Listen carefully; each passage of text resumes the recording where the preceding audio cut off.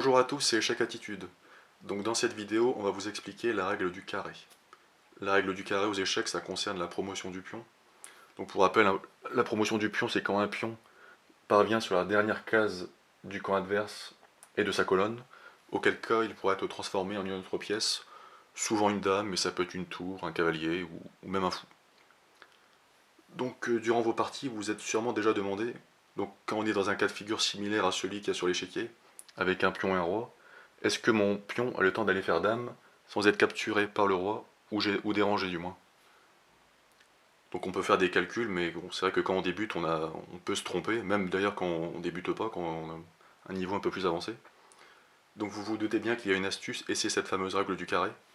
Donc l'idée c'est de prendre le pion qui nous intéresse et de former un carré avec, en comptant que ça fait 1, 2, 3, 4, 5, et on reproduit dans l'autre sens, 1, 2, 3, 4, 5.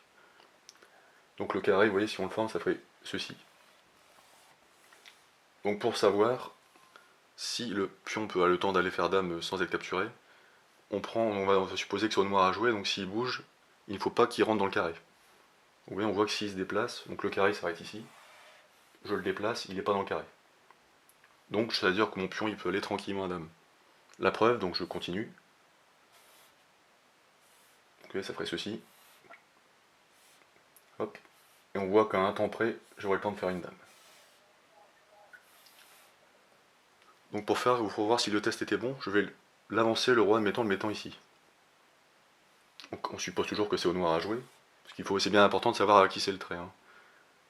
Donc là les noirs jouent, et on voit qu'ils sont dans le carré cette fois-ci.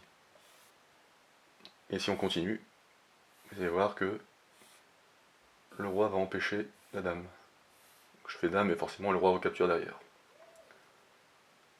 Donc par contre, bien penser dans la règle du carré, c'est que si le pion, on veut calculer à partir d'ici, il ne faut pas oublier qu'aux échecs, le pion, lorsqu'il n'a pas encore été déplacé, il peut avancer de 2 cases. Donc faites bien attention à ça pour votre calcul, parce que ça peut fausser. Donc le calcul se fait à partir d'ici après. Vous voyez 1, 2, 3, 4, 5, pareil. Donc pensez bien à ça pour ne pas vous faire avoir. Donc voilà, c'est tout pour la règle du carré. J'espère que vous avez apprécié la vidéo. N'hésitez pas à la partager, la liker et à vous abonner. A bientôt.